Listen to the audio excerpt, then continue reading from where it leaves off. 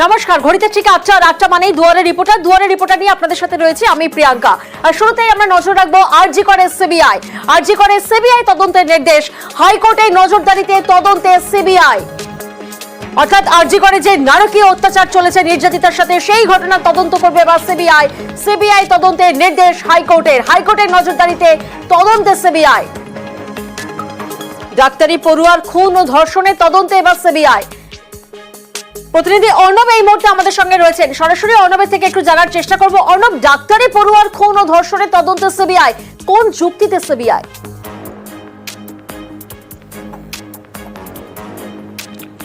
দেখো, আদালত আজ কেস ডায়েরি সামনে আনা হয় এবং রাজ্যের পক্ষে আইনজীবীদের সঙ্গে সওয়াল জবাবের পর প্রধান বিচারপতি তার নির্দেশনামায় জানাচ্ছেন যে আরজিকর হাসপাতালের প্রশাসন ওই পরিবারের, অর্থাৎ যে চিকিৎসক ধর্ষিতা হয়েছেন, খুন হয়েছেন, সেই পরিবারের পাশে ছিল না। কারণ সকাল 10:30 নাগাদ 9 আগস্ট ঘটনার দিন, যেদিন দেহ উদ্ধার হয়, 10টা অ্যাসিস্ট্যান্ট সুপার আরজিকর হাসপাতালের প্রথমে ফোন করে জানায় অসুস্থ রয়েছে তাদের মেয়ে, পরিবারকে জানানো হয়। 15 মিনিট পরে জানানো হয় আত্মহত্যা করেছে তাদের মেয়ে, এবং ডিটেলসটা চিকিৎসক ডক্টরবাবু বলতে পারবেন। এই যে প্রথম থেকে অ্যাটিটিউড হাসপাতাল প্রশাসনের, সেটা একেবারেই নাপসন্দ কলকাতা হাইকোর্টের। কারণ আরজিকর হাসপাতালের চিকিৎসক ছিলেন এই সিনিয়র রেসিডেন্ট, কাজেই এই যে বিহেভিয়ারটা করা হয়েছে এটা কখনোই কাম্য নয়। শুধু তাই নয়, একটা সুরতহাল করার পর, অর্থাৎ সকাল 10:10 নাগাদ ট্রালা ফাঁড়ি, যেটা আরজিকর হাসপাতালের মধ্যে হচ্ছে, তারা প্রথম জানতে পারে। সকাল 11টার মধ্যে লালবাজারের হোমিসাইড বিভাগ সেখানে পৌঁছে যায়, কিন্তু দুপুর 3টে, 3:30 পর্যন্ত সুরতহাল হওয়ার পরেও কেন অস্বাভাবিক মৃত্যুর মামলা রুজু হবে? কেন পুলিশ স্বতঃপ্রণোদিতভাবে ধর্ষণ ও খুনের মামলা রুজু করবে না, যেখানে সুরতহালে স্পষ্ট হয়েছে ইনজুরি, অর্থাৎ ক্ষতচিহ্ন, চোখে রক্ত, মুখে রক্ত, এছাড়া একাধিক ইনজুরির চিহ্ন। সেটা দেখার পরও, এই নগ্ন নির্যাতিতার ছবি দেখার পরও সেটা কেন স্বতঃপ্রণোদিতভাবে এফআইআর হলো না? শুধু তাই নয়, যেহেতু সিনিয়র রেসিডেন্ট কার্ডিওলজি বিভাগে, চেস্ট বিভাগের, এক্ষেত্রে এই সিনিয়র রেসিডেন্ট ডক্টর, যিনি একাডেমিকভাবে যার গার্জেন, প্রিন্সিপাল সেখানকার, সেই প্রিন্সিপাল বা সুপারিনটেন্ডেন্ট, তারা কেন অভিযোগ দায়ের করলো না? কেন পরিবারের বাবার কাছ থেকেই অভিযোগ পাওয়ার পর এই ধরনের এফআইআর, খুন ও ধর্ষণ অভিযোগ সামনে এলো? অর্থাৎ এই যে মূল জায়গাটা, কেন হাসপাতাল কর্তৃপক্ষ অভিযোগ করলো না পুলিশের কাছে, বা পুলিশ সুরতহাল বিষয়টা জানার পর তারা কেন স্বতঃপ্রণোদিতভাবে এফআইআর রুজু করলো না? এই বিষয়টা কি মূল বিষয় হিসেবে দেখিয়ে এই পুরো ঘটনাটাকে একটা পিকিউলার কেস আখ্যা দিয়ে কলকাতা হাইকোর্ট সিবিআইয়ের হাতে তদন্তভার তুলে দেয়। একই সঙ্গে এটাও জানানো হয়েছে, যে কোনো এজেন্সি হস্তান্তরের ক্ষেত্রে, অর্থাৎ রাজ্যের কাছ থেকে যখন আরেকটা এজেন্সি, কেন্দ্রীয় এজেন্সির কাছে তুলে দেওয়ার ক্ষেত্রে একবার রিপোর্টের সুযোগ দেওয়া হয়। যে তদন্তকারী সংস্থা তদন্ত করছে, এক্ষেত্রে লালবাজারে অ্যাডিশনাল সিপি নেতৃত্বে সিট তদন্ত করছিল, তাদের কাছ থেকে রিপোর্ট চাওয়া বা সেই রিপোর্টে সন্তুষ্ট না হলে আরেকবার সুযোগ দেওয়া, কিন্তু এখানে সেই সুযোগ ছিল না। পরিবারের তরফে যে অভিযোগ আদালতের সামনে আসে, তাতে তারা বলছেন এই তদন্ত দিশাহীন, এবং প্রত্যেক জনস্বার্থ মামলাকারী বলছেন যে ঘটনা ঘটেছে একজনের পক্ষে সম্ভব নয়, এবং জনমানসেও একটা বিরূপ প্রতিক্রিয়া তৈরি হয়েছে। অর্থাৎ এই তদন্ত নিয়ে সাধারণ মানুষও, আন্দোলনরত পড়ুয়া, চিকিৎসক কেউই আশ্বস্ত বা বিশ্বস্ত ছিলেন না। কাজেই জনমানসে সুবিচার হচ্ছে, সুতদন্ত হচ্ছে, এটা প্রতিষ্ঠা করার জন্য এই পিকুলার কেসে এই তদন্তভার হস্তান্তর করা হয়েছে সিবিআইকে। আজকেই কেস ডায়েরি দেওয়া হয়েছে এজলাসের মধ্যে। কাল সকাল 10টার মধ্যে সিসি ফুটেজ বা বাকি যে সমস্ত ডকুমেন্টগুলি রয়েছে সেগুলো হস্তান্তরের জন্য নির্দেশ জারি করছে কলকাতা হাইকোর্টের প্রধান বিচারপতি ডিভিশন বেঞ্চ। একদমই। নির্যাতিতার বাবা কি বলছেন শোনাবো আপনাদের।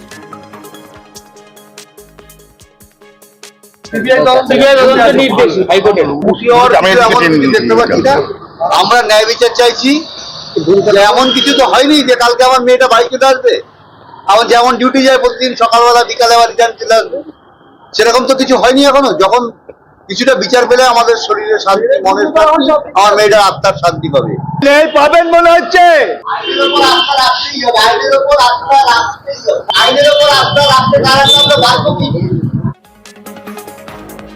সন্দীপ ঘোষে কড়া হাইকোর্ট, আপাতত ছুটিতেই সন্দীপ ঘোষ।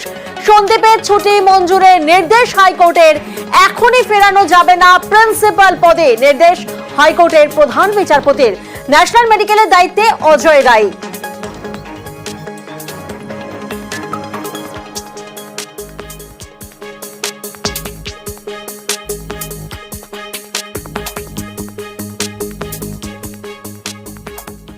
হাইকোর্টের নির্দেশের পরেই তৎপর সিবিআই। বিকেলেই টালা থানায় সিবিআই অফিসাররা যান। টালা থানা থেকে একাধিক নথি সংগ্রহ করেন। নথি নিয়ে সিজিও কমপ্লেক্সে ফেরেন অফিসাররা।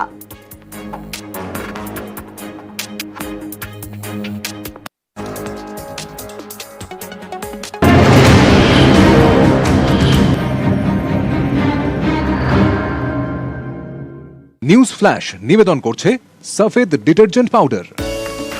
সফেদ 500 গ্রাম মাত্র 35 টাকায়। এটা তো মাইথান স্টিল না। হ্যাঁ, পাড়া প্রতিবেশীরাও লাগিয়েছে। স্ট্রং মানে মাইথান স্টিল 15 থেকে করছে কেন তারা ভেতরে ঢোকার চেষ্টা করছেন, কি দাবি তাদের? তাদের দাবি যে যেভাবে পুলিশ এবং হাসপাতাল কর্তৃপক্ষ তারা মিলিতভাবে সমস্ত তথ্য প্রমাণ লোপাট করার চেষ্টা চালাচ্ছে, তাদের অভিযোগ যে যেভাবে সিবিআই তদন্ত দেওয়ার পরই যেভাবে হাসপাতালের বিভিন্ন জায়গাতে এই ধরনের সংস্কার কাজ হচ্ছে, সেই সংস্কার কাজ তারা মানতে পারছেন না এবং সেই কারণেই তারা এইরকম ভাবে ভেতরে ঢুকে তারা বলছেন এই কাজ আটকাতে হবে। এবং অন্যদিকে আরজিকর হাসপাতালের ছাত্রছাত্রীরা এবং জুনিয়র ডাক্তাররা তারা বলছেন যে এই ঘটনা তারা মানতে পারছেন না। তাদের বক্তব্য যে এই আন্দোলন যেন কোনোভাবেই বিশৃঙ্খল না হয়, এই আন্দোলনে যেন কেউ অবাঞ্ছিত বিশৃঙ্খলতা সৃষ্টি না করে, তাহলে আন্দোলনের গতিমুখ পরিবর্তন হয়ে যেতে পারে। এবং সেই কারণে একটা তীব্র উত্তেজনার পরিস্থিতি পুলিশ প্রশাসন বিপক্ষকে বোঝানোর চেষ্টা চালাচ্ছেন। তবে যারা ভেতরে ঢুকেছেন তারা কারা, তাদের পরিচয় কি, সেই বিষয়টা নিয়ে এখনো দ্বন্দ্ব রয়েছে। কারণ একদিকে যেমন সেখান থেকে স্লোগান উঠছে যে এইভাবে প্রমাণ লোপাট করা যাবে না, তেমন ভাবেই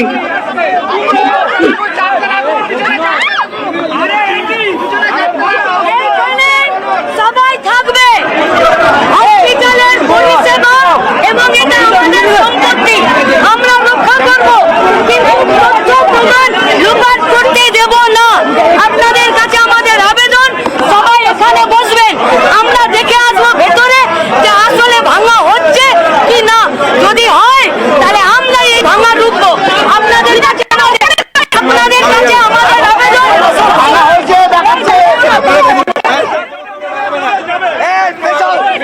মীনাক্ষী মুখোপাধ্যায়, তিনি অভিযোগ করছেন যে যেহেতু এই যে দেওয়াল ভাঙা হচ্ছে, কিছুক্ষণ আগেই যে খবর আপনাদের দেখালাম যে সেমিনার রুমের ঠিক বিপরীতে দেওয়াল ভাঙা চলছে, নির্মাণ কাজের জন্য দেওয়াল ভাঙা চলছে। সেই দেওয়াল ভাঙা নিয়ে সরব হয়েছে এসএফআই ডিওয়াইএফআই এবং তারা এমার্জেন্সি গেট ভেঙে ভিতরে ঢোকার চেষ্টা করছে, যে ছবি আপনাদের দেখাচ্ছি। তবে যারা চিকিৎসকরা শান্তিপূর্ণভাবে যারা আন্দোলন করছিলেন তারা বলছেন কোন রকম বিশৃঙ্খলা যেন হাসপাতালে না হয়, বরদাস্ত তারা করবেন না।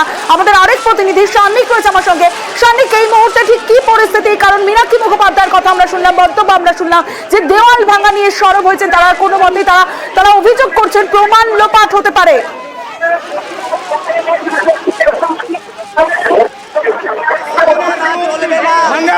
সান্নিক, শোনা যাচ্ছে?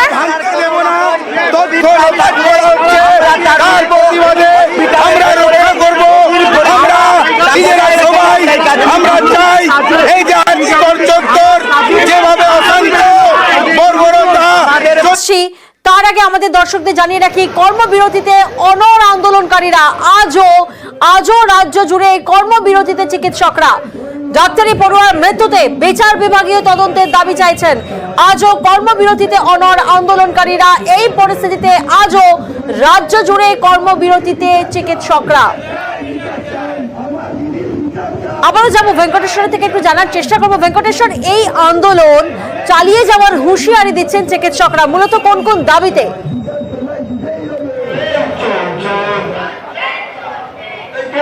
দেখো, আন্দোলনকারী তাদের স্পষ্ট বক্তব্য, যাদের যে সমস্ত দাবি দেওয়া ছিল সেই সমস্ত দাবি দেওয়া আংশিক পূর্ণ হয়েছে, ফলে সম্পূর্ণ দাবি দেওয়া যতক্ষণ না পর্যন্ত তাদের পূরণ হচ্ছে ততক্ষণ পর্যন্ত তারা কিন্তু এই আন্দোলনে অনড় থাকবেন।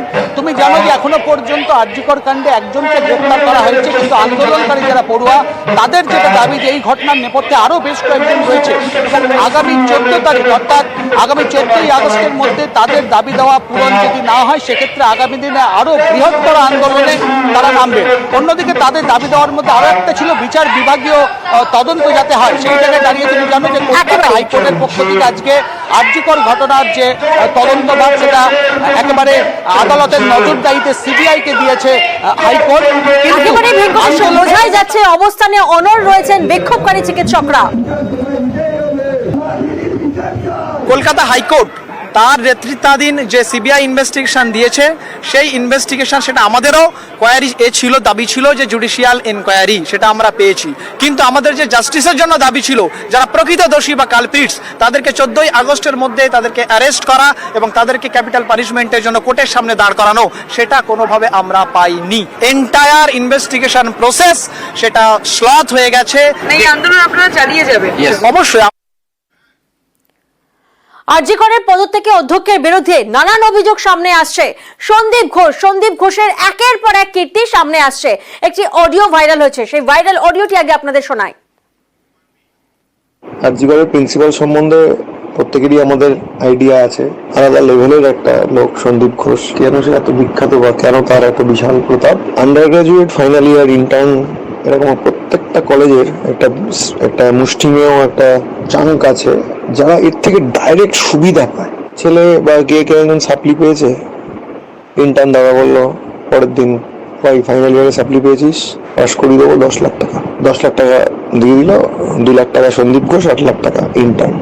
এরকম হামেশাই হচ্ছে প্রত্যেক কটা medical college in West Bengal. Intern decision নিয়ে নিচ্ছে যে কেউ ওর এগেনস্টে কিছু কথা বলেছে বা কোথাও, তার বদলি। কেন? সে সন্দীপ ঘোষের লোক। পাস ফেল অনেক দূরের ব্যাপার, সন্দীপ ঘোষ এমন লোক যার এগেনস্টে বেশি কথা বললে বাঁচা মারাটার উপর ব্যাপার, মরেও যেতে পারি। এই হচ্ছে আরজিকরের পরিস্থিতি। প্রত্যেক মাসে যদি এই প্রিন্সিপালের বিভিন্ন অ্যাক্টিভিটির জন্য আমার মাসে 5 লাখ 6 লাখ টাকা করে এক্সট্রা টাকা ঢোকে, তো সে আমার আইডল হবে না তো কি হবে ভাই?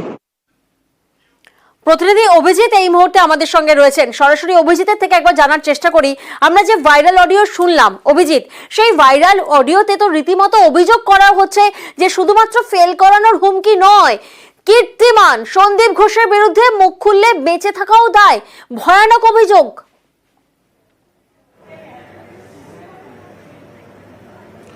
ভয়ানক বললেও কম বলা হয়। এবং 2020 সাল থেকে যখন থেকে অধ্যক্ষ বা প্রিন্সিপাল পদে ছিলেন এই সন্দীপ ঘোষ, যখন তিনি পার্ক সার্কাস ন্যাশনাল মেডিকেল কলেজের এমএসভিপি পদ থেকে এই আরজিকরে প্রিন্সিপাল হন, তারপর থেকেই তার ক্ষমতা দেখানোর শুরু। এবং সেই ক্ষমতা দেখানোর শুরুতে 2021 সালে যখন ছাত্রছাত্রীরা আন্দোলন করে, তখন তিনি তাদের সার্টিফিকেট পর্যন্ত আটকে রেখেছিলেন। হাইকোর্টের নির্দেশে শেষ পর্যন্ত কোর্টে যেতে হয়, হাইকোর্টের নির্দেশে সেই সার্টিফিকেট দিতে বাধ্য হন এই প্রিন্সিপাল সন্দীপ ঘোষ। এবং যেরকম এই ভাইরাল অডিওতে উঠে এসেছে যে তার যে পেটোয়া একদল ইন্টার্ন, সেই ইন্টার্নরা বিভিন্ন, শুধু আরজিকর কলেজ নয়, রাজ্যের বিভিন্ন সরকারি বেসরকারি মেডিকেল কলেজে যেসব যারা ফেল করছেন অথবা সাপ্লি পাচ্ছেন, তাদেরকে পাস করিয়ে দেওয়ার জন্য 10 লক্ষ টাকা করে নিতেন। কিভাবে একজন ইন্টার্নের গাড়ি হয়, কিভাবে একজন ইন্টার্ন সে ব্যক্তিগত টাকায় গাড়ি কেনে, সেই প্রশ্ন অভিযোগ উঠেছিল। কিভাবে ইন্টার্নদের হাতে হাতে মোবাইল ঘোরে এবং সেই দামি অ্যাপেল আইফোন মোবাইল ঘুরছে, সেই প্রশ্নটা উঠতে শুরু করেছিল। কারণ সন্দীপ ঘোষের ছত্রছায়ায় যে ইন্টার্নরা ছিলেন তারা এইভাবেই টাকা তুলতেন। 10 লক্ষ টাকা, তার মধ্যে 8 লাখ টাকা ইন্টার্নের হাতে এবং বাকি 2 লাখ টাকা সন্দীপ ঘোষের হাতে। এই ভাইরাল অডিওতে সেটা দেখা গেছে। এবং আরো জিনিস উঠে এসেছে যে বিভিন্ন জায়গা থেকে যে এই সন্দীপ ঘোষের এতটাই ক্ষমতা যে এই ভাইরাল অডিওতে শোনা যাচ্ছে যে বাঁচা মরা অবধি নির্ভর করে। কেউ মুখ খুলতে সাহস পেত না। এবং একই সঙ্গে এই সন্দীপ ঘোষ এই হাসপাতালের, আরজিকর হাসপাতালের বিভিন্ন জায়গা থেকে তার কাছে কমিশন যেত, সমস্ত কিছু থেকে কাটমানি যেত সন্দীপ ঘোষের কাছে। মাসে 11 লক্ষ টাকা, এমন অভিযোগও উঠেছে, মাসে 11 লক্ষ টাকা কাটমানি বা তোলা যেত সন্দীপ ঘোষের কাছে। ফলে বলাই যেতে পারে যে কতটা ক্ষমতাশালী ছিলেন এই সন্দীপ ঘোষ। প্রিয়াঙ্কা, ভুরি ভুরি অভিযোগ। ধন্যবাদ অভিজিৎ। সন্দীপ ঘোষের একের পর এক কীর্তি সামনে আসছে। মেডিকেল মাফিয়া সন্দীপ, বিস্ফোরক আরজিকরের প্রাক্তন ডেপুটি সুপার। আরজিকরে ঘুঘুর বাসা সন্দীপ ঘোষেরই বেআইনি কাজের প্রতিবাদ করলেই কোপ, কথা না মানলে নাম তো বদলির খাঁড়া। সন্দীপের বিরুদ্ধে সরব আক্তার আলী। সঙ্গে গন্ডগোল হয় ওই ফেব্রুয়ারি 2023 সালে উনি কিছু অফিসারকে গিফট দিয়েছিলেন, সেই নোটশিটও আমি সই করে নিই এনএমসি ইন্সপেক্টরে। এটা তো ওয়ান কাইন্ড অফ ঘুষ। এগুলো আমি প্রতিবাদ করেছিলাম বলে রাতারাতি, আমার শুধু না, অনেক ডাক্তার যারা প্রোটেস্ট করতেন, ওনার নিয়মগুলো মানতেন না, বেআইনি কাজগুলোকে সাপোর্ট করতেন না, রাতারাতি বেছে বেছে তাদেরকে উনি ট্রান্সফার করেছেন। উনি একটা নিজের সাম্রাজ্য ওখানে তৈরি করে পুরো মানে মেডিকেল মাফিয়া হিসাবে চালাতেন। সমস্ত ট্রান্সফার লিস্ট সব আরজি করে হয়, প্রমোশনের লিস্ট আরজি করে হয়। হেলথ রিক্রুটমেন্ট বোর্ডে আমার পোস্টিং হলো, তারপরে আমাকে বসিয়ে দিল। আমি 52 দিন বসেছিলাম, আমি হয়তো পেনশন পাবো না। উনি এতটা পাওয়ারফুল কি আমি নিজেই সাফার হয়ে গেলাম, ওনার কিছুই হলো না। রাজ্য মুখ্যমন্ত্রীর ওপরে ভরসা আছে কি উনি জাস্টিস করবেন। শুধু এখানেই শেষ নয়, সন্দীপ ঘোষের বিরুদ্ধে আরো অভিযোগ রয়েছে, বিস্ফোরক অভিযোগ। আরজি করে ইন্টার্ন চিকিৎসকের বাবার অভিযোগ। কি অভিযোগ? অত্যাচারের অভিযোগ। অত্যাচারের অভিযোগ সন্দীপ ঘোষের বিরুদ্ধে। আমার ছেলে 2019-এ আরজি করে ভর্তি হয়, সার্জেন হয়ে বলে দু চোখে স্বপ্ন নিয়ে অত্যন্ত বীরভূমের গ্রাম থেকে আমার ছেলে যায়, আত্মহত্যা করতে দিয়েছে। কি একটা 19-20 বছরের ছেলে কি করবে বলুন? তাকে ক্লাস করতে দিচ্ছে না, তাকে ফেল করিয়ে দিয়েছে, তার বিরুদ্ধে এফআইআর করছে। এবং আমার ছেলে নয়, ওই 19, 20, 21 বছরের ছেলে, ছোট ছোট ছেলে মেয়ে, তাদের অসংখ্য জনের বিরুদ্ধে সন্দীপ ঘোষ এটা করেছে গত 4 বছর। আমি স্বাস্থ্য সচিবকে 3 থেকে 4 বার জানিয়েছি, নিগম সাহেবকে। আমি বর্তমান স্বাস্থ্য অধিকর্তা কৌস্তব বাবুকে 3-4 বার জানিয়েছি। তার আগে যিনি স্বাস্থ্য অধিকর্তা ছিলেন অনির্বাণ বাবু, তাকে জানিয়েছি। প্রভিসি দেবাশিস বাবু, তাকে জানিয়েছি। রবি কল্যাণ সমিতির চেয়ারম্যান ডক্টর সুদীপ্ত রায়, তাকে। কিন্তু তারা সবাই সন্দীপ ঘোষ সম্পর্কে জানে, কিন্তু দিনের শেষে দেখা গিয়েছে তাদের যেটা বডি ল্যাঙ্গুয়েজ, শায়রি ভাষা, সেটা হচ্ছে আমরা অসহায়, আমাদের করার কিছু নাই। কীর্তিমান সন্দীপ ঘোষের বিরুদ্ধে নানান অভিযোগ সামনে আসছে। অন্যদিকে আজই সন্ধ্যাবেলায় আরজি করে নতুন করে উত্তেজনা। এমার্জেন্সির গেট ভেঙে ভিতরে এসএফআই ডিওয়াইএফআই কর্মীরা। ছাত্রী ধর্ষণ খুনে প্রমাণ লোপাটের অভিযোগ। প্রমাণ লোপাটের অভিযোগ। এসএফআই ডিওয়াইএফআই এর চেস্ট বিভাগের ঠিক উল্টো দিকে নির্মাণের নামে প্রমাণ লোপাটের অভিযোগ। প্রতিনিধি ইরন এই মুহূর্তে আমাদের সঙ্গে রয়েছেন, সরাসরি ইরনের থেকে একটু জানার চেষ্টা করব। ইরন, যে ছবি সামনে এসেছে, যে সেমিনার হল যেখানেই নারকীয় অত্যাচার চলেছে, সেই সেমিনার হলের ঠিক উল্টো দিকে দেওয়াল ভাঙা হচ্ছে। এভাবে কি ভাঙা যায়? কারণ তদন্ত তো এখন সিবিআই এর হাতে। আমরা নিশ্চিত যে আমাদের পেটানো হলে আমরা সুচিকিৎসা পাবো। একদমই দেখো, আজকে কিছুক্ষণ আগে, কয়েক ঘন্টা আগে আরজি করে আমরা জানি, যখন আরজি করে যেখানে আন্দোলন করছেন ছাত্রছাত্রীরা, তার বাইরে থেকে ডাক্তার পড়ুয়াদের বাইরে এসএফআই ডিওএফআই অর্থাৎ বামেদের যে ছাত্র সংগঠন, এই নেতৃত্ব ছিলেন মীনাক্ষী সহ কলতান সহ বাম নেতৃত্বে যারা ছিলেন, তারা আচমকা যখন দেখা যায় যে গার্ডরেলটা একটু গ্যাপ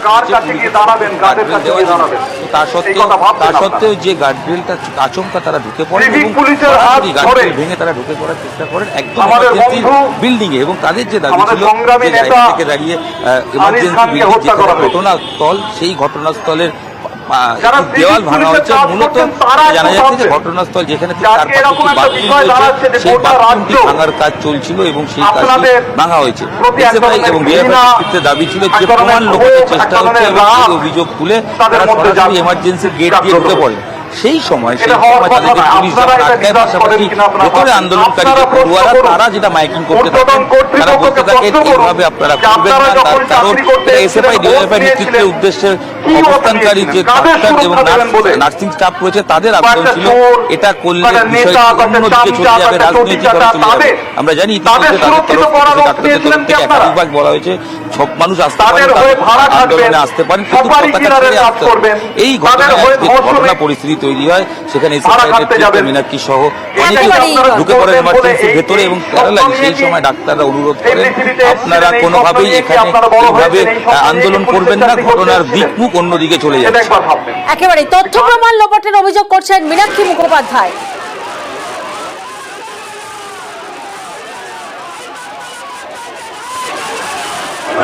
হসপিটালের পরিষেবা এবং এটা আমাদের সম্পত্তি, আমরা রক্ষা করব, কিন্তু তথ্য প্রমাণ লোপাট করতে দেব না যে আসলে ভাঙা হচ্ছে কি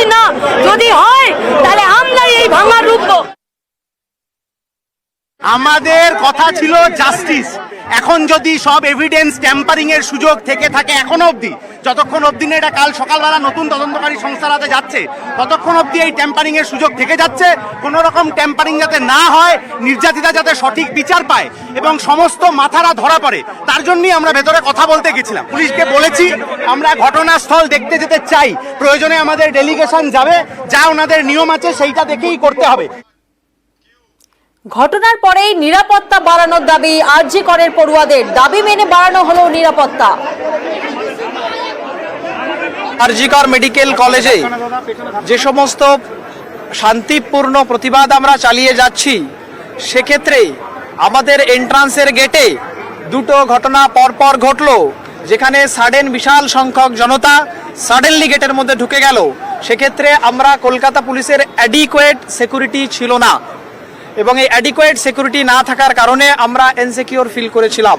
তাই জন্য কলকাতা পুলিশকে আমাদের এই শান্তিপূর্ণ প্রতিবাদ থেকে আমাদের সকলের বিনীত আবেদন, আপনারা দ্রুততার সঙ্গে ইমিডিয়েট অ্যাডিকুয়েট সিকিউরিটি ডিপ্লয় করুন এখানে, যাতে করে এন্ট্রান্স গেট এবং সমস্ত হস্টেলস এবং টোটাল ক্যাম্পাস অ্যাডিকুয়েট সিকিউরিটি থাকে। রাজ্যব্যাপী আন্দোলন চলছে, প্রতিবাদ চলছে, বিক্ষোভ চলছে। বারাসত মেডিকেল কলেজ সেদিকে নজর রাখবো, সেখানে উত্তেজনার পরিস্থিতি সৃষ্টি হয়। বিজেপি কর্মীর সঙ্গে রোগীর পরিবারের হাতাহাতি।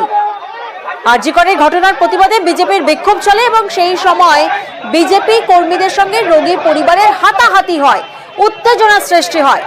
কিন্তু কি কারণে? প্রতিনিধি জিয়াউল এই মুহূর্তে আমাদের সঙ্গে রয়েছেন, সরাসরি জিয়াউলের কাছে একবার জানার চেষ্টা করব। জিয়াউল, আমরা দেখেছি যে রাজ্যব্যাপী বিক্ষোভ চলছে, প্রতিবাদ চলছে আরজি করের ঘটনার প্রতিবাদে, এবং বারাসত মেডিকেলে উত্তেজনার পরিস্থিতি সৃষ্টি হলো কেন?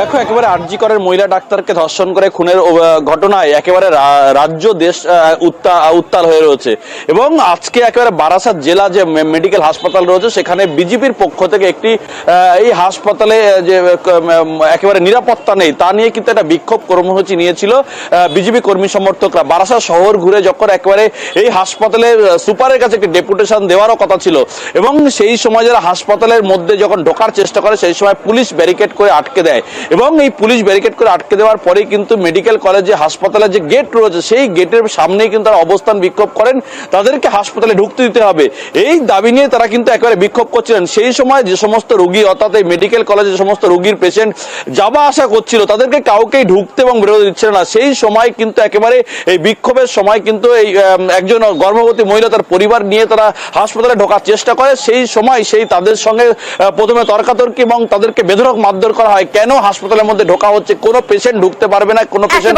বেরোতে পারবে না, এই দাবি নিয়েই তারা অনড় ছিল, এবং তা নিয়েই যখন পেশেন্ট ঢোকার চেষ্টা করে তখনই মারধর করা হয়, এবং তা নিয়ে হাতাহাতি হয় উভয় পক্ষের। ফলে ঘটনাস্থলে পুলিশকে কিছুটা সামাল দেয়, কিন্তু এই ঘটনায় যে মারধরের ঘটনা পুরোটাই কিন্তু তারা ক্ষমা চেয়েছেন বিজেপি নেতৃত্ব। তার দাবি যে যারা এই কাজ করেছে তাদের অবশ্যই ক্ষমা করা হবে না, কিন্তু যেভাবে উত্তপ্ত পরিবেশ তৈরি হয় ফলে পুলিশকে ঘটনাস্থলে গিয়ে সামাল দেয়। হাসপাতালের গেট আটকে দিয়ে পরিস্থিতি নিয়ন্ত্রণে আনে। ধন্যবাদ জিয়াউল।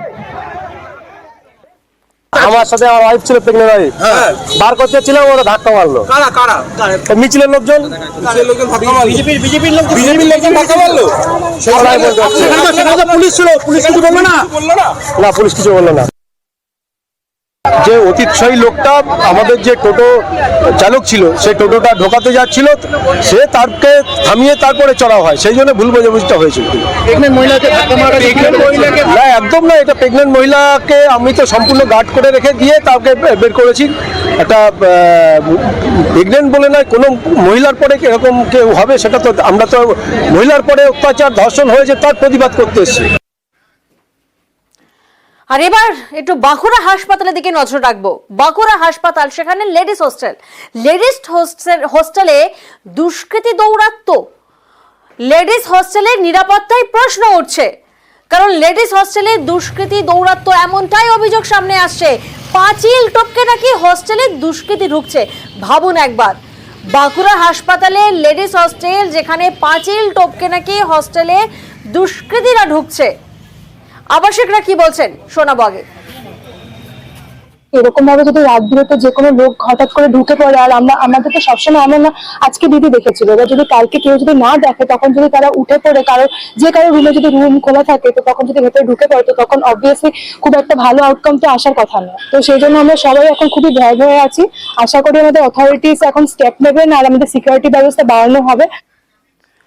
প্রতিনিধি প্রিয়ব্রত এই মুহূর্তে আমাদের সঙ্গে রয়েছেন, সরাসরি প্রিয়ব্রত থেকে একটু জানার চেষ্টা করব। প্রিয়ব্রত, এই যে একটা ভয়ানক অভিযোগ সামনে আসছে, সেক্ষেত্রে এই যে হস্টেলের সামনে কি পর্যাপ্ত সিসি ক্যামেরা নেই? আরজি করের ঘটনার পরও কি হুঁশ ফেরেনি কর্তৃপক্ষের?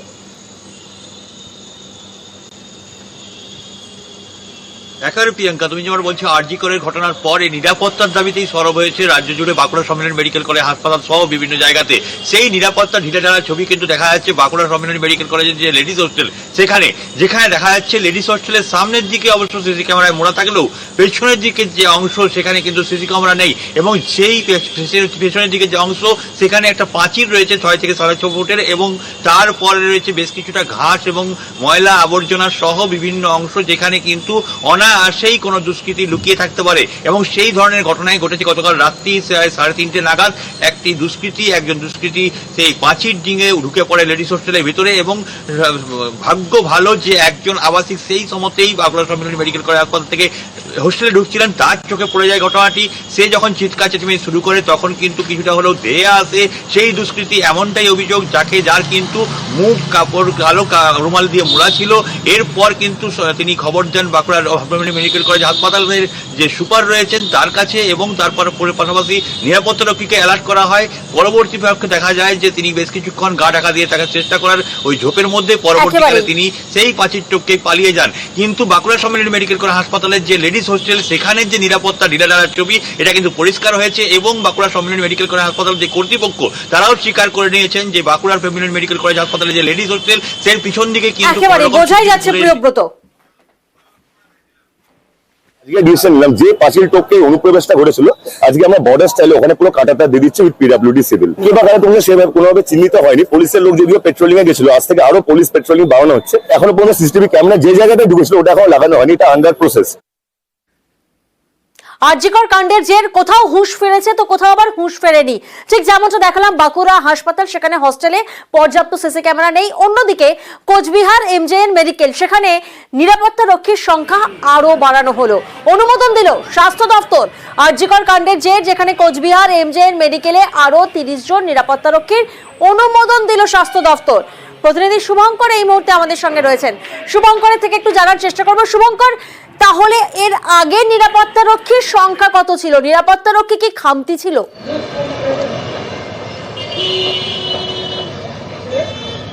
হ্যাঁ, একেবারেই দেখো Priyanka, Coochbehar MGN medical college ও হাসপাতাল, সেই হাসপাতালের একাধিক ক্যাম্পাস রয়েছে এবং একাধিক ক্যাম্পাসে একাধিক গেট রয়েছে, ফলে নিরাপত্তা রক্ষী অনেকটাই বেশি দরকার ছিল। এই যে হাসপাতাল সূত্রে যেটা জানা গিয়েছে 87 জন নিরাপত্তা রক্ষী দরকার ছিল হাসপাতালে, কিন্তু গত কয়েক বছর ধরেই মাত্র 57 জন নিরাপত্তা রক্ষী নিয়ে হাসপাতাল চালানো হচ্ছিল। ফলে নিরাপত্তায় কিন্তু নিরাপত্তা রক্ষী না থাকা নিরাপত্তায় অনেকটাই খামতি ছিল। ফলে সেই সমস্যা কাটতে চলেছে। যেটা মেডিকেল কলেজ সূত্রে যেটা জানানো হয়েছে যে গতকালই স্বাস্থ্য দপ্তরের পক্ষ থেকে জানানো হয়েছে যে 30 জন নতুন করে নিরাপত্তা রক্ষী নিয়োগ করা হচ্ছে কোচবিহার এমজিএন মেডিকেল কলেজ ও হাসপাতালে। এই জন্য হাসপাতাল কর্তৃপক্ষের তরফে যে 30 জন নিয়োগের প্রস্তাব দেওয়া হয়েছিল সেই প্রস্তাব অনুমোদন দেওয়া হয়েছে। পাশাপাশি এদিন দুপুরে দীর্ঘক্ষণ মেডিকেল কলেজ কর্তৃপক্ষ পূর্ত দপ্তরের আধিকারিকদের নিয়ে মিটিং করেন। হাসপাতালের বিভিন্ন ক্যাম্পাসে যে পূর্ত দপ্তরের গেটগুলো রয়েছে সেই গেটগুলো কিভাবে নিয়ন্ত্রণ করা হবে, গেটগুলোর অবস্থা কেমন রয়েছে সেসব নিয়ে আলোচনা করা হয় এবং মেডিকেল কলেজ কর্তৃপক্ষ জানিয়েছে যে খুব শীঘ্রই সেগুলো ঠিক হবে। প্রিয়াঙ্কা, বেশ, যেহেতু একটা ডিস্ট্রিক্ট হসপিটাল মেডিকেল কলেজ হয়েছে, পরিষেবার ক্ষেত্র অনেক বেড়েছে। এই কনসার্নের জন্য আমরা অনেক আগে একটা ই ফাইল ইনিশিয়েট করেছিলাম। তাতে আমরা প্রায় 30টা সিকিউরিটি পার্সোনাল, 30টা স্ক্যাভেঞ্জার্স অ্যান্ড 20টা জিডিএর দরকার ছিল। ই ফাইল আমাদের সেই ফাইল ওয়াইজ এখন যা দেখছি প্রোগ্রেস, সেটা ডিপার্টমেন্ট অ্যাপ্রুভ করে দিয়েছে। ফিনান্স থেকে হয়তো অ্যাপ্রুভাল পেলে আমরা অ্যাডিশনাল আরও 80 জন টোটাল, মানে সিকিউরিটি, স্ক্যাভেঞ্জিং অ্যান্ড জিডিএ হয়তো পেয়ে যাবে। একটা ডেট মনে করায় আপনাদের, 2022 সালের 21শে মার্চ বকচুই খুন হন উপপ্রধান ভাদু শেখ।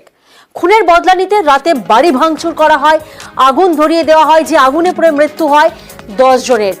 সেই ঘটনায় সাক্ষীদের বয়ান নেওয়া হয়, আর বয়ানে বিভ্রান্তি, বকটুয়ে ভ্রান্তি বিলাস, কারণ সাক্ষীদের বয়ানে বিভ্রান্তি।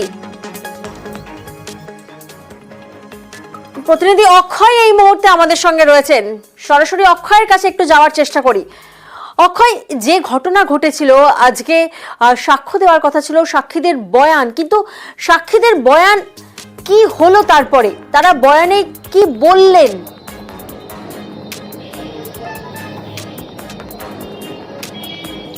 দেখো, তোমাকে জানি রাখি, বগটুই কাণ্ডের যে ঘটনা, সেই ঘটনার সামনে আসার পর রাজ্য রাজনীতি তোলপাড় হয়েছিল এবং সেই বগটুই কাণ্ডের যে মামলা, সেই মামলার কিন্তু মোড় অন্যদিকে যাচ্ছে।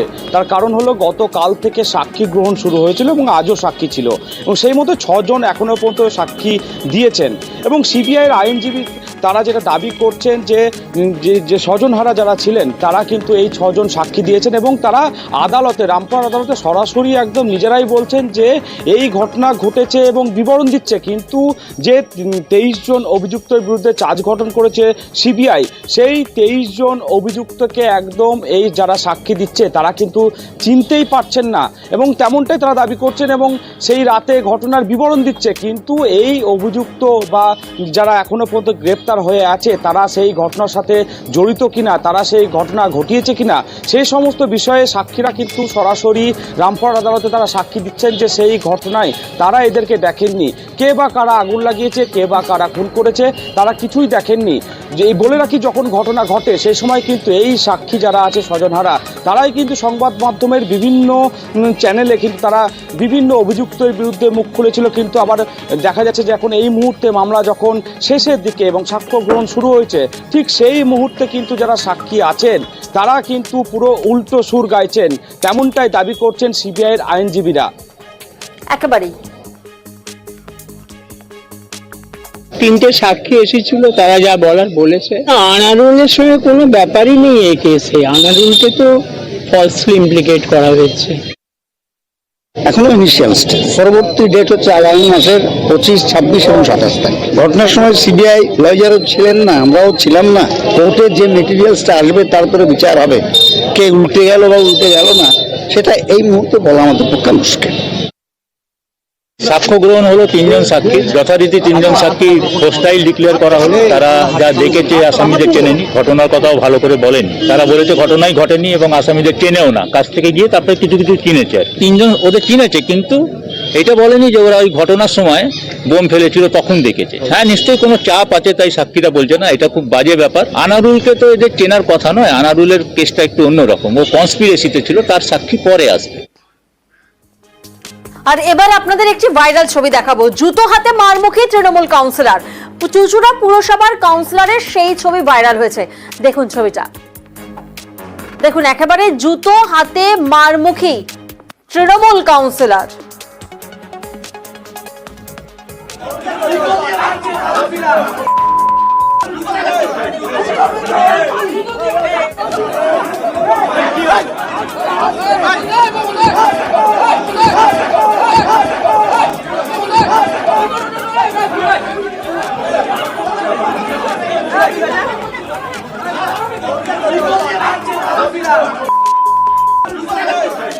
প্রতিনিধি সোমনাথ এই মুহূর্তে আমাদের সঙ্গে রয়েছেন।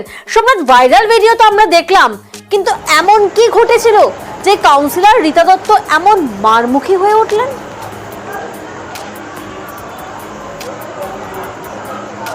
হ্যাঁ, দেখো, যে ওই ওলাচনীতলা ট্রাস্টি আর এবং ওর পাশেই রয়েছে, ওলাচনীতলা মন্দিরের পাশেই রয়েছে অজয় সংঘ ক্লাব। সেই ক্লাবেই পাশেই দুর্গাপুজো কমিটির মিটিং চলছিল। সেই মিটিংয়ে বিগত কয়েক বছর ধরে ওলাচনীতলা ট্রাস্ট থেকে প্রতি বছরই 50,000 টাকা করে তারা দাবি করে। ওলাচনী ট্রাস্টের থেকে তারা 50,000 টাকা পুজো কমিটির থেকে তারা নেয় এবং এই অভিযোগ কাউন্সিলরকে কিছু সদস্য, ওখানকারই কিছু সদস্য এই অভিযোগ কাউন্সিলরকে জানায়। তারপরেই সেই কাউন্সিলরের স্বামী সেই মিটিংয়ে উপস্থিত ছিলেন এবং উপস্থিত থাকা থেকে তিনি বিষয়টা যখনই ট্রাস্টি থেকে যখনই তারা পুজো কমিটির যারা সদস্য রয়েছে তারা যখনই বলে যে আমাদের 50,000 টাকা এবারেও দিতে হবে, তখনই সেটা প্রতিবাদ করে এবং তিনি বলেন যে না, কোনো ওই ট্রাস্টি ওলাইচণ্ডীতলা যে ট্রাস্টির বোর্ড থেকে ওখান থেকে কোনো টাকা দেওয়া যাবে না। কেন?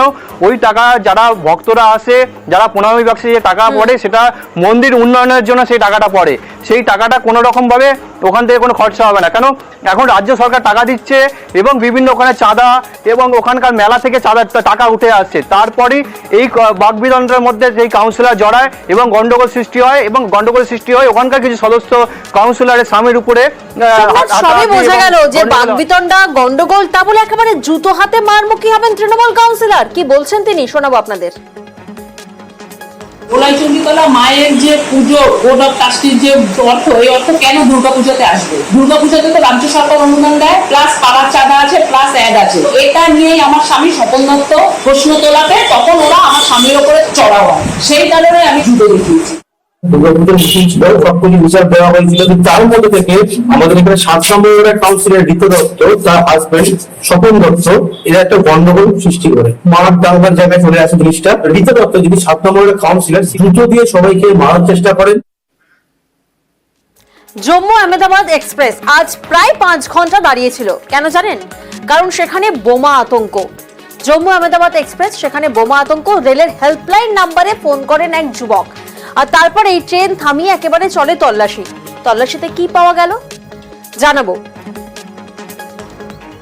প্রতিনিধি বিশ্বজিৎ এই মুহূর্তে আমাদের সঙ্গে রয়েছেন, সরাসরি বিশ্বজিতের থেকে একটু জানার চেষ্টা করি।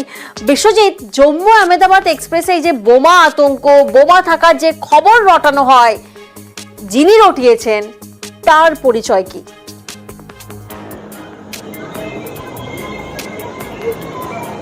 হ্যাঁ দেখো, সে কিন্তু নামখানার একটি স্থানীয় এক যুবক।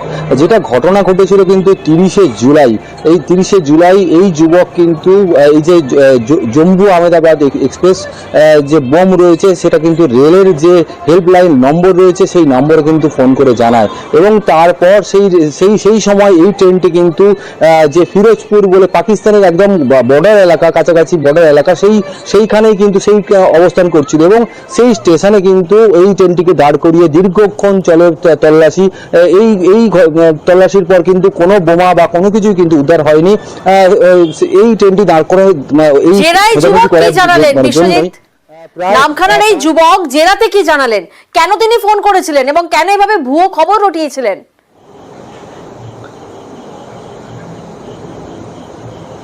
হ্যাঁ দেখো, এই ঘটনা কি কারণে তিনি ঘটিয়েছিলেন সেই কারণে কিন্তু পাঞ্জাব থেকে আজকে কিন্তু ওই যুবককে গ্রেপ্তার করা হয় এবং আজকে কাকদ্বীপ মহকুমা আদালতে তোলা হয়েছে। তাকে ট্রানজিট রিমান্ডে কিন্তু পাঞ্জাবে নিয়ে যাওয়া হচ্ছে, এবং রেলের তরফ থেকে যেটা জানানো হচ্ছে যে হয়তো কোনো নাশকতার সঙ্গে জড়িত আছে কিনা সেটা কিন্তু খতিয়ে দেখা হচ্ছে। প্রিয়াঙ্কা, জয়ন্ত প্রধান নামে নামখানারই এক যুবককে গ্রেপ্তার করে আজকে কাকদ্বীপ আদালতে নিয়ে এসছে এবং ওকে ট্রানজিট রিমান্ডে নিয়ে যাওয়ার আবেদন করেছে। মূলত ও কয়েকদিন আগে জম্মুতাওই এক্সপ্রেসে বোম আছে বলে রেলের হেল্পলাইনে ফোন করে জানায়, যার ফলে আতঙ্কের সৃষ্টি হয় এবং তদন্তকারী অফিসাররা আরও জানায় যে এর পেছনে কোনো বড় কোনো নাশকতামূলক ষড়যন্ত্র আছে কিনা সেই বিষয়ে খতিয়ে দেখার জন্য একে গ্রেপ্তার করা হয়েছে এবং একে তদন্তের স্বার্থে পাঞ্জাবে নিয়ে যাওয়া হয়েছে। আর এবার নজর রাখবো হুগলির পোলবার দিকে। সেখানে হেডলাইট নেভাতে বলা হয়েছিল, আর তার জেরে কি হয়েছে জানেন? সিসি ক্যামেরার ফুটেজটি দেখুন। হেডলাইট নেভাতে বলায় বেধড়ক মারধর করা হয় 2 যুবককে। মারধর কে করছে? চালক। সিসি ক্যামেরার সেই ফুটেজ যেখানে একাধিক আঘাত নিয়ে হাসপাতালে ভর্তি আহতরা। প্রতিনিধি সোমনাথ আমাদের সঙ্গে এই মুহূর্তে রয়েছেন, সরাসরি সোমনাথের থেকে জানবো। সোমনাথ, সিসি ক্যামেরার ফুটেজে তো কার্যত স্পষ্ট কিভাবে বেধড়ক মারধর করা হচ্ছে, কিন্তু শুধুমাত্র কি হেডলাইট নেভানোর জন্যই নাকি নেপথ্যে অন্য কোনো কারণ রয়েছে?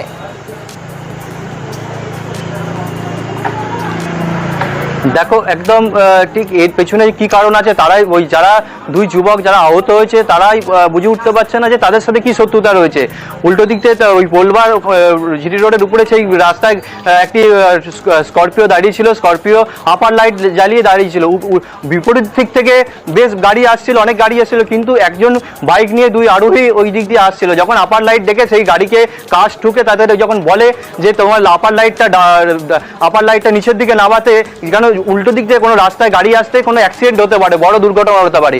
তারপরে স্করপিও থেকে 5-6 জন গাড়ি থেকে নেবে বেধড়ক মারে তাদেরকে, এত মারে তাদেরকে ফেলে লাথি, ওখানে একটা অ্যাডের ব্যানার ছিল সেই ব্যানার দিয়েও তাদেরকে মারা হয়, লাথি ঘুষি যেভাবে তাকে মারা হয়, গাড়ি ফেলে দেওয়া। এবং দেখা যাচ্ছে সিসিটিভি ফুটেজে মানে নৃশংসভাবে তাদেরকে মারা হয়। তাদেরকে ওখানে তারপরেই ওখান থেকে ঘটনাস্থলে ওখান থেকে তার ভাইকে ফোন করে, যে বিজয় ঢালি বলে তার ভাইকে ফোন করে, বিজয় ঢালি যে আহত হয়েছিল। তারপর ওখান থেকে সেই পলবা থানায় অভিযোগ করে। বেশ কিছুজন যারা 6 জন ছিল তাদের মধ্যে 2 জনকে চিহ্নিত করেছে তারা, পুলিশকে তাদের 2 জনকে নামও জানায়, যে তাদেরকে যারা চিনেছে সোমনাথ, কোনো আইনি পদক্ষেপ হয়েছে? পুলিশ পলবা থানার পুলিশ ঘটনার তদন্ত নেমেছে। একদম আইনি পদক্ষেপ সিসিটিভি ফুটেজ পুলিশ পলবা থানার পুলিশ সংগ্রহ করেছে এবং যে যারা ছিল তাদেরকে চিহ্নিত করছে। কি বলছেন শোনাবো আপনাদের। আমরা ওখান থেকে রাত্রিতে যাচ্ছিলাম, সামনে গাড়িটায় দেখি আবার ডিবার থেকে হাই করা আছে। আমরা গিয়ে বললাম কাজটা ঢুকেছে দাদা, গাড়ি এটা তখন তো অ্যাক্সিডেন্ট হয়ে যাবে। ওরা হট করে গাড়ি থেকে বেরিয়ে অতর্কিত মারতে শুরু করলো। আমি পুরো অজ্ঞান হয়ে সেন্সলেস হয়ে পড়ে গেছিলাম। কজন ছিল আমি তো বুঝতে পারিনি, 1-2 জনের মারা, তারপরে 5-6 জন গাড়িতে যে কোনো সবাই মিলে নেমে মারধর করলো, গাড়িতে করে চলে গেল। ঝাড়গ্রামের সাকরাইল, সেখানকার ছবি দেখাবো। হাতির আতঙ্ক, কিভাবে হাতির তাণ্ডবে লন্ডভন্ড হয়ে গেছে বাড়ি এলাকা এবং ধানের জমিও হাতির তাণ্ডবে নষ্ট হয়ে গেছে। হাতির তাণ্ডবে লন্ডভন্ড বাড়ি, ধানের জমি, এমনকি বাড়ি ভেঙে যাওয়ায় ত্রিপলের তলায় রাত্রিবাস করতে হচ্ছে স্থানীয়দের। ঝাড়গ্রামের সাকরাইলের ঘটনা। প্রতিনিধি রাজু এই মুহূর্তে আমাদের সঙ্গে রয়েছেন, সরাসরি রাজুর থেকে একবার জানার চেষ্টা করি। রাজু, এই যে ঝাড়গ্রামের সাকরাইলে যেভাবে হাতির তাণ্ডব চলছে, সেক্ষেত্রে বন দফতরের তরফ থেকে কোনো ব্যবস্থা নেওয়া হচ্ছে?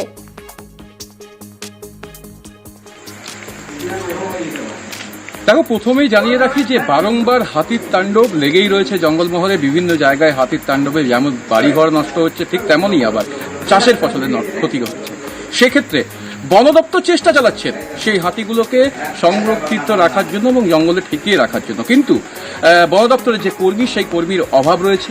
আর অধিকাংশ জায়গায় মানুষ যেভাবে উত্তপ্ত করছে হাতিকে, তাতে সেই হাতি তার যে গতিপথ তা পরিবর্তন করছে, যার ফলে ক্ষয়ক্ষতির পরিমাণটা অনেক বেশি বেড়ে যাচ্ছে।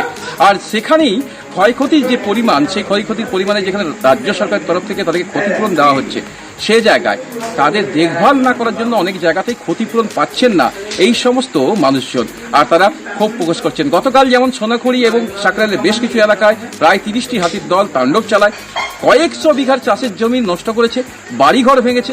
সেক্ষেত্রে বন দপ্তর গিয়েছে, হাতি সরিয়েছে, কিন্তু যে মানুষগুলো ঘর ভেঙেছে, তাদের ঘর হারা বা ছাদ নেই মাথার উপর, অপরদিকে যে চাষের ফসলের ক্ষতি হয়েছে, সেই ফসলের ক্ষতিপূরণ তারা কবে পাবে এবং এই যে বাড়ি ভেঙেছে সেই বাড়ির ঠাঁই কবে মিলবে গৃহস্থের, তা নিয়েও প্রশ্ন থাকছে। কারণ এর আগেও সাকরাইলে বেশ কয়েকটি বাড়ি ভেঙেছিল। এখনো পর্যন্ত যে কর্মক্ষেত্র রয়েছে সেখানে প্রায় 5 থেকে 6টি পরিবার বসবাস করছে।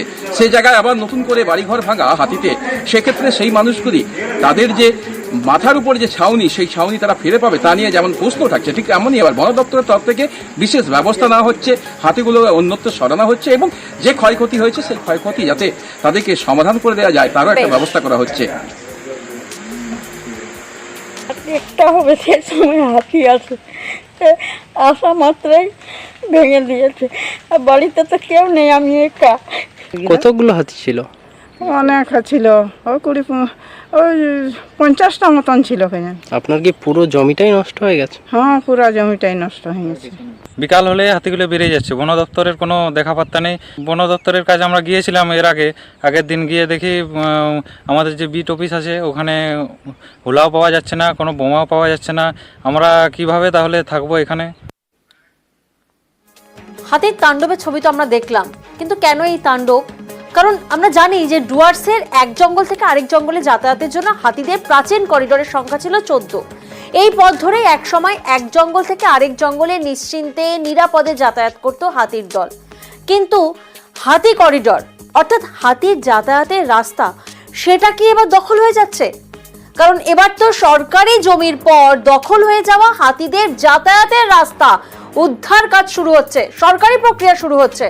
প্রতিনিধি শান্তনু এই মুহূর্তে আমাদের সঙ্গে রয়েছেন, সরাসরি শান্তনু থেকে একবার জানার চেষ্টা করি। শান্তনু, হাতি করিডোরকে উদ্ধারের কাজ কিভাবে চলবে, কি পরিকল্পনা? দেখো, বন দপ্তর যে পরিকল্পনা নিয়েছে, বিশেষ করে হাতি মানুষের যে সংঘাতের ঘটনা প্রতিদিনই দেখা যাচ্ছে প্রায় ডুয়ার্সে, সেই সংঘাতের ঘটনা কমাতে গেলে বন দপ্তর এবং বন দপ্তরের যারা বিশেষজ্ঞ রয়েছেন তাদের মনে হয়েছে যে হাতিদের যে পুরনো রাস্তা, অর্থাৎ যে রাস্তা দিয়ে তারা চলাচল করত, তুমি জানো নিশ্চয়ই যে ডুয়ার্স হচ্ছে খণ্ড খণ্ড একাধিক জঙ্গল রয়েছে। এক জঙ্গল থেকে আরেক জঙ্গলে যাবার জন্য হাতিদের একটা পুরনো রাস্তা ছিল। সেই রাস্তা কিন্তু সময়ের প্রয়োজনে, শিল্পের প্রয়োজনে বা জনবসতির চাপে দেখা যাচ্ছে বিভিন্ন সময় সেগুলো দখল হয়ে গেছে। কোথাও চা বাগান গড়ে উঠেছে, কোথাও জনবসতি গড়ে উঠেছে। বন দপ্তর যে পরিকল্পনা নিয়েছে যে 14টি করিডোর দখল হয়ে রয়েছে, হাতিরা বাধাপ্রাপ্ত হচ্ছে, বিভিন্ন সময় গ্রামে ঢুকে পড়ছে, বনবসতিতে ঢুকে পড়ছে, চা বাগানে ঢুকে পড়ছে, সংঘাতের ঘটনা ঘটছে, সেই করিডোরগুলোকে উদ্ধার করতে হবে। 14টি করিডোরকে চিহ্নিত করা হয়েছে, যার মধ্যে রেতি তিতি সবচেয়ে গুরুত্বপূর্ণ যে করিডোর রয়েছে ডুয়ার্সের, সেই রেতি তিতি করিডোর উদ্ধারের একটা প্রক্রিয়া শুরু হয়েছে। তার জন্য একটা ডিটেল প্ল্যান রিপোর্ট অর্থাৎ ডিপিআর তৈরি করেছে বন দপ্তর। দেখা যাচ্ছে এই রেতি তিতি করিডোরের মধ্যে 3টি চা বাগান পড়ছে। তোতাপাড়া চা বাগান রয়েছে, মোড়াঘাট চা বাগান রয়েছে, গেন্দা চা বাগান। এই 3টি চা বাগান কর্তৃপক্ষের সাথে কিন্তু বন দপ্তর কথা বলেছে এবং বলেছে যে এই পরিমাণ জমি থেকে চা গাছ তুলে যে পুরনো করিডোর অর্থাৎ হাতিদের চলাচলের রাস্তা ছিল সেগুলো পুনরায় তৈরি করে দেওয়া হবে। নতুন করে গাছে চলাফেরার জন্য রাস্তা যেমন তৈরি করা হবে, দুপাশে লাগিয়ে দেওয়া হবে হাতিদের পরিচিত কিছু গাছ, যাতে পুরনো রাস্তা পুরনো ভাবে তারা নতুন ভাবে আবার পুরনো পথেই ফিরে পায় তারা।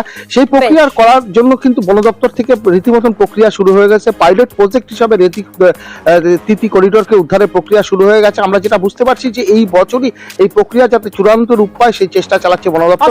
এই প্রকল্পের মাধ্যমে হাতি ফিরে পাবে তাদের রাস্তা।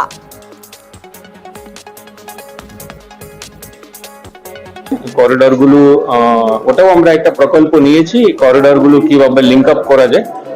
যেহেতু বেশিরভাগ করিডোর টি গার্ডেন দিয়ে যায়, তো এটা একটা আমরা প্রজেক্ট নিয়েছি। টি গার্ডেন বুশগুলো উঠিয়ে কম্পেনসেট করে ওখানে জঙ্গলের মতন যদি রাস্তা করানো যায়, এটা আমরা ডিপিআরটা তৈরি করে এখন আমরা দেখছি কি কোথায় থেকে ফান্ডিং এগুলো, যেহেতু টি গার্ডেন অনেক বড় এলাকা, ওখানে কম্পেনসেট করতে গেলে অনেক টাকা লাগে, তো সেটা আমরা চেষ্টা করি। আমরা খুব আশাবাদী যে যেহেতু যে 14টা করিডোরের মধ্যে একটা অলরেডি পুনরুদ্ধারের কাজ শুরু হয়ে গেছে, তো আমরা specifically wild life trust of ইন্ডিয়ার সাথে কাজ করছি স্পেসিফিক্যালি 6টা করিডোর নিয়ে। তো যেহেতু একটা শুরু হয়েছে আর এটা যেহেতু ব্যয় সাপেক্ষ একটা করিডোরকে পুনরুদ্ধার করা গভর্নমেন্টের পক্ষেও, তো একটা শুরু হয়েছে, সেটা থেকে আমরা আশা করছি যে পরের যে করিডোরগুলো সেগুলোকে আমরা খুব তাড়াতাড়ি উদ্ধার করতে। আর এবার আপনাদেরকে একটা স্কুলের ছবি দেখাবো। বসিরহাটের ভ্যাবলায় স্যার RNFP স্কুল। ছবিটা দেখুন, ক্লাসরুমে যাচ্ছে পড়ুয়ারা। কিভাবে যাচ্ছে? একেবারে জল থই থই অবস্থা ক্লাসরুমের। স্কুলের ক্লাসরুম থেকে শৌচালয় পুরোটাই জলে ডুবে গেছে। এই ছবি বসিরহাটের ভ্যাবলায় স্যার RNFP স্কুলে, যেখানে প্রতিদিন এরকমই নোংরা জল পেরিয়ে যাতায়াত করতে হয় পড়ুয়াদের। পুরো স্কুলটাই একেবারে জলে ডুবেছে। দেখুন, যেখানে টিচার্স রুমও কিন্তু পুরোপুরি জল থই থই অবস্থা। তার মধ্যেই টেবিল, বই খাতা রয়েছে এবং চালও রয়েছে। দেখুন, চালের বস্তাও কিন্তু তার মধ্যে রাখা রয়েছে, মিড ডে মিলের চালের বস্তা। বুঝতে পারছেন কতটা শোচনীয় অবস্থা এই স্কুলের। আর এই খবরই করানোর জন্য, এই খবর আপনাদের সামনে তুলে ধরার জন্য আমাদের প্রতিনিধি যখন যায় এই স্কুলে, আমাদের প্রতিনিধিকে হুমকি দেওয়া হচ্ছে, খবর করতে বাধা দেওয়া হচ্ছে নিউজ 18 বাংলার সাংবাদিককে। জল জমে আছে, আপনি এটা তুলবেন না কাইন্ডলি, জল জমে আমি কাইন্ডলি তুলবেন না, আমি আপনাকে নিষেধ করছি, তুলবেন না। আপনি আপনার পেশায় যেমন আছেন, আমি কিন্তু একটা পেশায় আছি। আপনাকে জল জমে আছে, আপনি এটা তুলবেন না কাইন্ডলি, জল জমে আমি কাইন্ডলি তুলবেন না, আমি আপনাকে নিষেধ করছি, তুলবেন না। আপনি আপনার পেশায় যেমন আছেন, আমি কিন্তু একটা পেশায় আছি। জল আপনাকে প্রতিনিধি অনুপম এই মুহূর্তে আমাদের সঙ্গে রয়েছেন। অনুপম, যে ছবি আমরা দেখলাম, প্রধান শিক্ষক তিনি ক্যামেরার লেন্সে হাত দিয়ে দিচ্ছেন, এই হেন দাদাগিরির প্রধান শিক্ষকের।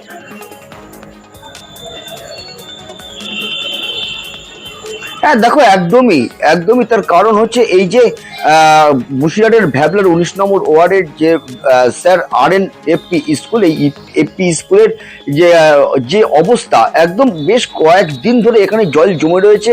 সেই জল পেরিয়ে ক্লাসরুমের মধ্যে জল আটকে, জলে দুর্গন্ধ পচে গিয়ে দুর্গন্ধ বেরোচ্ছে, জলে পোকামাকড় ঘুরে বেড়াচ্ছে। সেই জল পেরিয়েই কিন্তু ছাত্রছাত্রীরা স্কুলের মধ্যে যাচ্ছে, স্কুলে যাচ্ছে, শিক্ষকরা যাচ্ছে, শিক্ষক শিক্ষিকাদের যে টিচার্স রুম সেই তার মধ্যে জল। এবং এই খবর যখন আমরা করতে যাই, প্রধান শিক্ষক রীতিমতো বাধা দেয় এবং শুধু যে ক্যামেরা লেন্স আটকে দিয়েছে সেটা না, ক্যামেরা কেড়ে পর্যন্ত নিয়েছে। তিনি ক্যামেরা কেড়ে নিয়ে রীতিমতো হুমকি দিয়েছে। কেন তিনি এটা করলেন? কেন তিনি এই জল জমার খবরটা কেন তিনি করতে বাধা দিয়েছে? এটা কিন্তু একটা বড় প্রশ্ন উঠে আসছে। তার কারণ কি স্বার্থে তিনি এই খবরটা করতে দিচ্ছেন না, এইটাই সব থেকে বড় প্রশ্ন। তার কি স্বার্থ জড়িয়ে আছে? তার কারণ জল জমে রয়েছে, এটা তো তার কোনো দোষ না। জল জমে থাকতেই পারে, বৃষ্টি হয়েছে, জল জমেতে নিকাশি ব্যবস্থার সমস্যা হতে পারে, সেটা তিনি বলতে পারতেন, কিন্তু জল জমার খবরটা তিনি করতেই দেবেন না। ক্যামেরা কেড়ে নিলেন কি স্বার্থে? কোন স্বার্থে? নিশ্চয়ই কোনো একটা স্বার্থ আছে, যে কারণে তিনি এই খবরটা তিনি করতে বাধা দিচ্ছিলেন। এবং তারপরেই আমরা কিন্তু এসআই অফিসে যাই, কিন্তু এসআইও কিন্তু একই রকম আমাদেরকে এসআই অফিসের অন্য এক কর্মীকে দিয়ে আমাদেরকে বলে পাঠানো হয় যে আমাদের সঙ্গে দেখা করবে না। এরপর আমরা বাধ্য হয়ে এসআই তো বললেন দেখা করবেন না, কিন্তু দক্ষিণ বিধানসভার বিধায়ক সপ্তর্ষি ব্যানার্জি, ওনার সঙ্গে যখন আমরা যোগাযোগ করি, তিনি স্কুলে জল জমেছে সেই বিষয়টি তিনি জানেন, কিন্তু প্রধান শিক্ষকের এই ব্যবহার খুবই দুর্ভাগ্যজনক তিনি বলছেন। শোনাবো। ওই অঞ্চলটা আমাদের অতিরিক্ত বৃষ্টি হলে নিচু অঞ্চল, যেখানে জল জমে যায়, এটা বহুদিনের সমস্যা। আমাদের সরকারিভাবে মিউনিসিপ্যালিটি এবং এর তরফ থেকে চেষ্টা করা হচ্ছে পার্মানেন্ট প্রয়াস করে সমাধান করার জন্য। তবে এই ধরনের ব্যবহার যদি কোনো অথরিটির পক্ষে হয়ে থাকে দুর্ভাগ্যজনক। যদি আমরা জানতে পারি, অবশ্যই আমাদের প্রশাসন এবং আমাদের যারা ডিআই রয়েছেন, এসআই রয়েছে, তাদেরকে বলবো ব্যাপারটা একটু সজীবে দেখে ব্যবস্থা গ্রহণ করার জন্য। এটা খুবই দুর্ভাগ্যজনক। বসিরহাটের এই স্কুলে খবর করতে গিয়ে তো আমাদেরকে বাধার মুখে পড়তে হলো, কিন্তু নিশ্চয়ই আপনাদের মনে আছে গতকাল এরকমই একটি জলমগ্ন ক্লাসরুমের ছবি আপনাদেরকে আমরা দেখাই। বিষ্ণুপুর রামানন্দ কলেজের ক্লাসরুমের ছবিটা দেখুন। গতকাল এই খবর নিউজ 18 বাংলায় দেখানো হয়, যেখানে কলেজ চত্বর একেবারে জলমগ্ন হয়ে পড়েছিল। এবং গতকালই এই খবর দেখানোর পর, অর্থাৎ খবরের জেরে, নিউজ 18 বাংলার খবরের জেরে নিকাশি নালা তৈরি। গতকাল নিউজ 18 বাংলায় দেখানো হয় বাঁকুড়ার বিষ্ণুপুর রামানন্দ কলেজের ক্লাসরুমের ছবি। নিকাশি সমস্যায় জেরবার ছিলেন পড়ুয়ারা এবং আমাদের এই খবর সম্প্রচারের পর নিকাশি নালা তৈরির সিদ্ধান্ত। প্রতিনিধি দেবব্রত এই মুহূর্তে আমাদের সঙ্গে রয়েছেন, সরাসরি দেবব্রত থেকে একটু জানার চেষ্টা করি। দেবব্রত, তাহলে তো টনক নড়লো, উদাসীনতা কাটলো, অর্থাৎ ছবি বদলানো গেল নিউজ 18 বাংলার খবর সম্প্রচার করানোর পর। একেবারে প্রিয়াঙ্কা, দেখো নিউজ 18 বাংলার খবর যখন সম্প্রচার হয় তারপরেই নড়ে চড়ে বসে প্রশাসন। কারণ দীর্ঘদিনের সমস্যা ছিল, রামানন্দ যে কলেজ রয়েছে এই কলেজের পাশেই রয়েছে লালবাদ। এই কলেজ ক্যাম্পাস থেকে লালবাদ পর্যন্ত একটি নিকাশি নালা ছিল। যেমনটা অভিযোগ আসছে, দীর্ঘ কয়েক বছর আগে যখন লালবাদ সংস্কার করা হয় তখন এই নিকাশি নালা বন্ধ করে দেওয়া হয়, যার ফলে কিন্তু জল জমতে থাকে রামানন্দ কলেজ চত্বর এলাকায়। গতকাল আমরা দেখিয়েছিলাম জল জমে রয়েছে, তার ওপরেই কিন্তু পরীক্ষা দিচ্ছিল ছাত্রছাত্রীরা, চরম দুর্ভোগে পড়েছিল। সেই খবর দেখানোর পরেই কিন্তু তড়িঘড়ি একের পর এক বিভিন্ন দপ্তরের আধিকারিকরা এসে পরিদর্শন করেন। আজ সকাল থেকেই কিন্তু বিষ্ণুপুর পৌরসভার উদ্যোগে বিষ্ণুপুর পৌরসভার চেয়ারম্যান গৌতম গোস্বামী নিজে দাঁড়িয়ে থেকে সেই নিকাশি নালা নতুন করে তৈরি করে দেন। তিনি জানান শুধু এই নিকাশি নালায় নয়, কংক্রিটের একটি স্থায়ী নিকাশি নালা তৈরি করে দেওয়া হবে, যাতে করে আর কোনোদিন এই ধরনের সমস্যা না হয়। ইতিমধ্যে কলেজ ক্যাম্পাস থেকে জমে থাকা জল বেরোতে শুরু করেছে লালবাঁধে এবং অধ্যাপকরাও কিন্তু নিউজ 18 বাংলাকে ধন্যবাদ জানাচ্ছেন।